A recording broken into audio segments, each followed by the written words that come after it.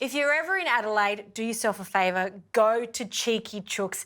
Adam makes the most amazing hamburgers, Portuguese chicken, and these meatballs. They're so good. Yes, thanks, Juz. These are our Cheeky Chook chicken meatballs, all right? Cheeky Chook chicken meatballs, love it. Yeah, this is like a little hidden gem on my menu. Is so it? I got some chicken mince here. You're going to get onto dicing up or chopping up the spring onion and dill. So this is a bit of a flavours of my Greek pasta I used to have at the Greek restaurant. That's right, remember. I'm going to add in some diced onion into our chicken mince, an egg.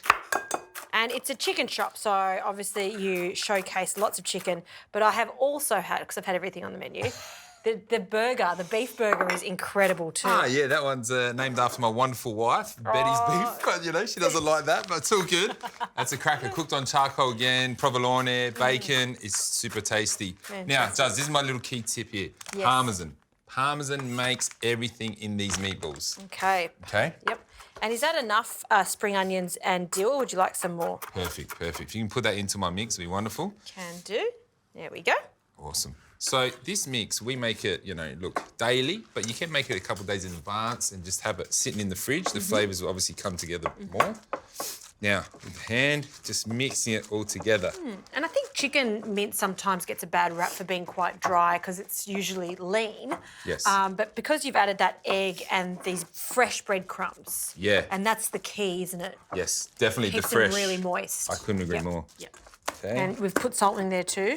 Yeah, a bit of salt, but Parmesan is our other form of salt in this, okay? Of course, yes. So obviously it's giving that rich creaminess, but also lovely saltiness. Now, little, what do you want to call them? Mini golf balls? Yeah, I'd say golf ball size. So I'm going to roll some more of these. I've got some olive oil in the pan on medium heat, okay, which we're going to fry these in there for around 2 to maybe 4 minutes till they're nice golden brown and cooked. But I need you to make the dressing. The dressing is what the customers come back for. They love this also. It's a tahini yogurt, so really simple Greek-style yogurt. Adding in some tahini and the lemon juice, salt, pepper and olive oil. It's simple. Too easy. I love this.